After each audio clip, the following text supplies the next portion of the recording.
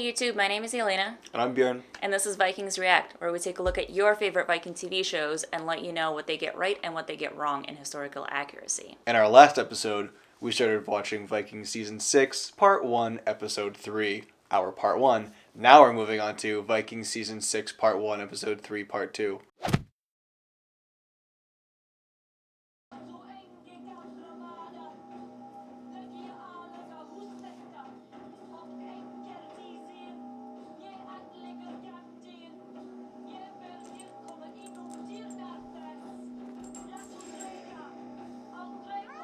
I want to talk about the prayer that she gave a little bit. Okay. Because I've been looking a little bit more into like the historic basis of like prayer and Viking worship of the gods and things like that. A couple things. So first off, she started off by invoking Thor, Frey, and Freyr, which was really cool. Some of the main chief gods that we know of were Odin, Thor, and Freyr. So one of the theories that I've been looking into more recently is that this notion of paganism that we have right now is different from how it would have been back in the day. So this is like a reconstructed paganism that we have, where you have like a god for the harvest, and you have a god for the sea, and you have a god for war, and you worship all of them in certain times. And that's not necessarily historically true. A lot of what we see is actually Thor leading the way. Most times when anything's being blessed or sanctified or anything like that, it's by Thor. So in some rune carvings and things like that, we actually have a phrase, Thor Viki, which is Thor bless. So her thing was she was leading this prayer to ask the Allfather, Odin, the father of the gods, to protect the house and the dwelling from Disir and Vanir and Geidr and everything like that. So that's not really something that Odin would do necessarily. He was a god of war, really, kind of specifically.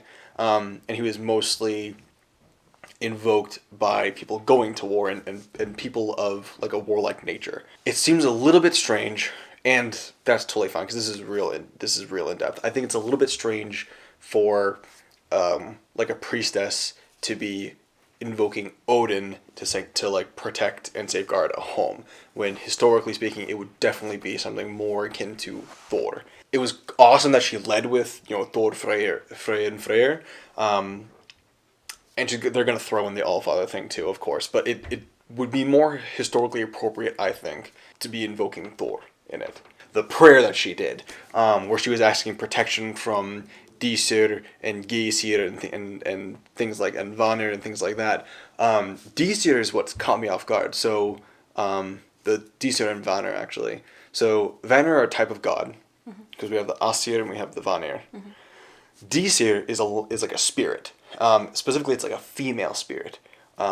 Historically speaking, there's actually a ceremony around honoring them. It's a Disir blood. That happens, and you're supposed to welcome them into your home, because it's like the female ancestors and the female like spirit guardians and things like that, and you're supposed to welcome them into your home and like give them offerings and stuff like that. So it's strange that there'd be a priestess like asking Odin to sanctify the home against those spirits. Like that's definitely not a thing. It's a little bizarre. It's weird, and I can understand how it would be totally misconstrued, because you think spirit and you're going to think evil ghost kind of thing, and that's more of a Christian influence on how we view paganism, how we view Norse society back in the day. In a general broad term, you can simplify Disir to spirit in the same, or ghost in the same way that you can boil down Draugr to ghost. But Disir and Draugr are very different entities. Totally different things. Draugr are scary. You do not want Draugr coming to your home. But Disir, you really wouldn't want to like dissuade them. Like you don't want to like upset them and things like that. It's the same sense of the reports, which I also think was in Ibn Fadlan. Oh my god, I'm referencing him so much lately. When he was staying with the Rus, he saw this envoy of the Rus Vikings coming to shore that were not from there, they were visitors, and they actually took off the dragon heads on their ships and stayed at dock until somebody like came to greet them, And it was one because they were intruding on land. They didn't want to. They were intruding on the land, and they took off the dragon heads from the ships because they didn't want to scare the land spirits of the land that they were arriving to. Right. The only time that they kept the dragon heads on was when they were raiding. Yeah. And they were actively attacking, but otherwise. Yeah, and it was to scare the land spirits away, and like, cause a problem with them and redirect them and get them away from them. But they were very conscientious of the land spirits and not upsetting the land spirits and the sea spirits and things like that. So to sanctify a home against those things is rather incorrect. I can see what they're going, where it's just like they're trying to ward the house against evil, kind of thing. Evil wasn't really a concept. Things weren't like black and white in Norse mythology. But to that extent, also, we do have evidence of them guarding their homes from, some sort of evil spirits, at least. Like, we found, there have been writings and accounts of bones of dead ancestors being buried under the house or in thresholds of the houses, because it was thought that they would guard the homestead, essentially. So you basically had your ancestors watching over you. That was kind of their way of thinking, is that their ancestors would kind of watch over them. And on top of that, there have been other things found in or near doorways of houses that are basically sort of like pots and pans and like weird household items, I suppose, that may have meant something to the owners of the houses that are also thought to be sort of like ritualistically given, sort of like talismans to protect the household. Yeah, and and to build off of that, to go the opposite way, there are ways to ward against those spirits and things that enter the house as well. So like if somebody died in your home, it was believed kind of that first off that the bodies could reanimate as Draugr and as just and spirits as well. So there was a couple things that you could do to prevent the spirit from re-entering the house or coming to haunt or bother you, essentially. Where you could take them out feet first so that they wouldn't really be able to see or tell where they're going. There's also a description in Egil Saga where after his son died tragically, they actually created something called a corpse door, where they literally knocked down a section of their wall to carry the body out through that way. And then it would be rebuilt and covered up again, because the belief, as far as I know, it was something like the spirit of the body could only re-enter from where it left the house originally. So by creating like a corpse door specifically, and it was referred to as a corpse door, it could only enter and exit the home through that, and having it be walled up again, they wouldn't be able to enter it. So it's just another way of kind of protecting themselves, but never really like through this, and especially not Disir. So that was the main thing that kind of jumped out to me, relating it back to this. Yeah, that was just like the one thing that kind of stood out a little bit. So yeah, got involved, but all good points. Yeah.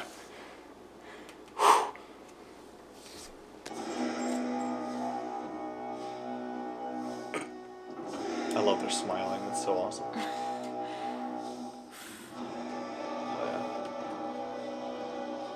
Hell yeah. Not my favorite part of the Viking-age, but accurate. That's my favorite part.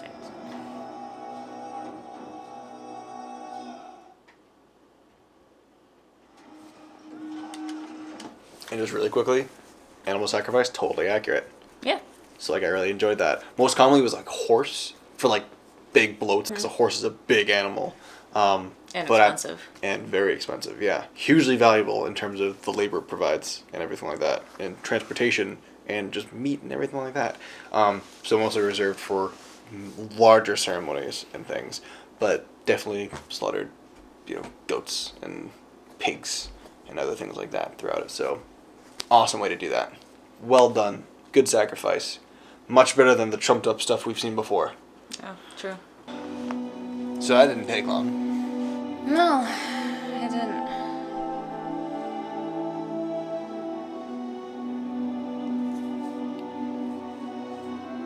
Not a spot of rust on it, though. Because it didn't take long. I do have to commend the design of that hilt, though. Why? You can see the screw hole in the top of it. The shape of it is historically accurate. Stall.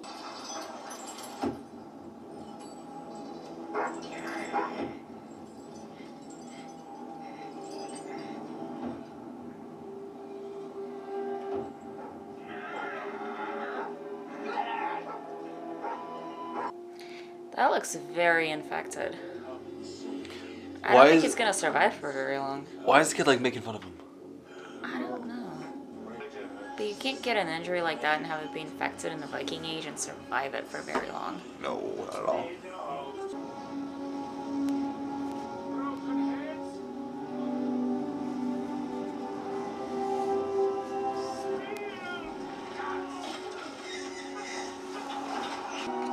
What do we do now, Bjorn Ironside?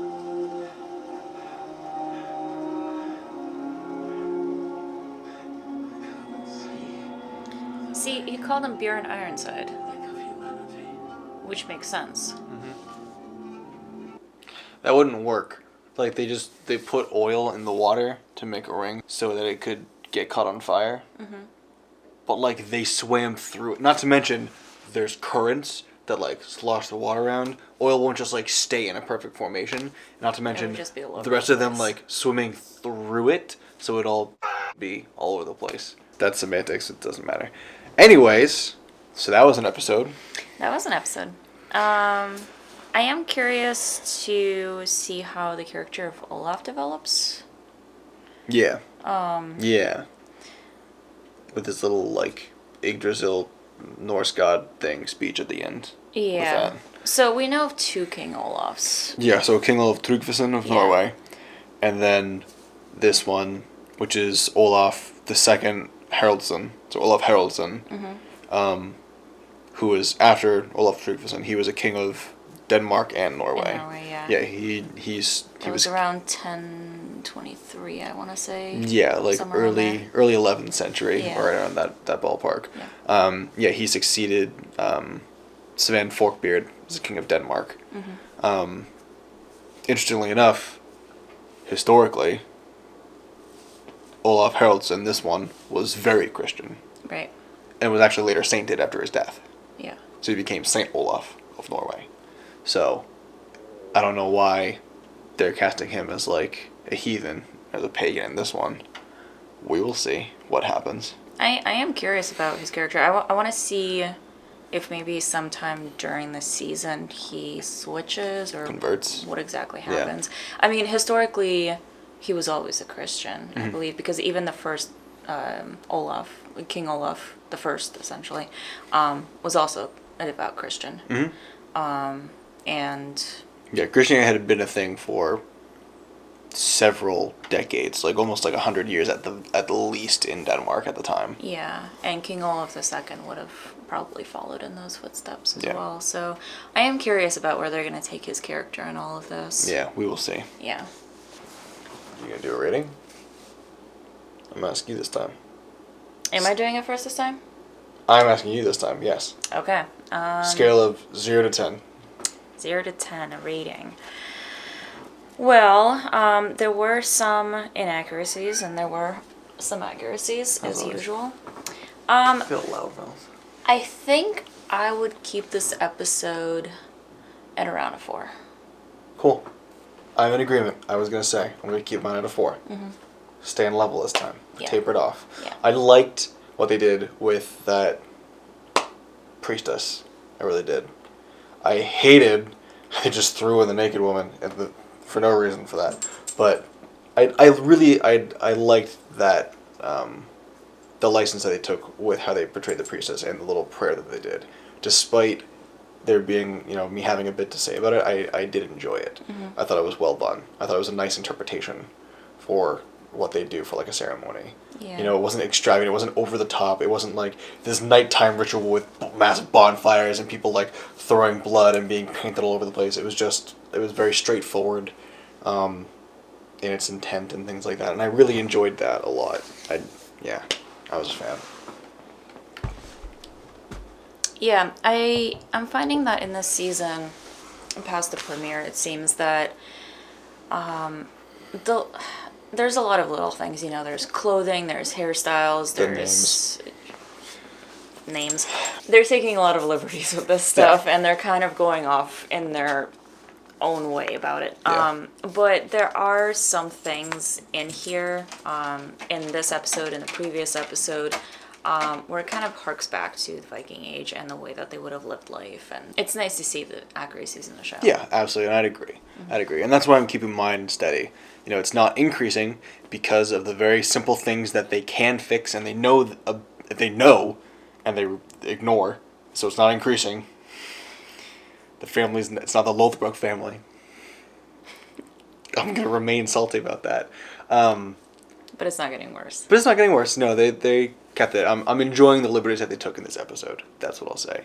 I think it was creatively done in a good way. Thanks for watching, guys. As always, hit that like button if you liked the video, hit subscribe, and the bell if you want to see more of what we're going to be coming out with. And we'll see you next time. She's so cute. Hello. Hi, precious girl. She wanted some attention, so we're giving it to her. Yeah. Anyways, I'm gonna get distracted.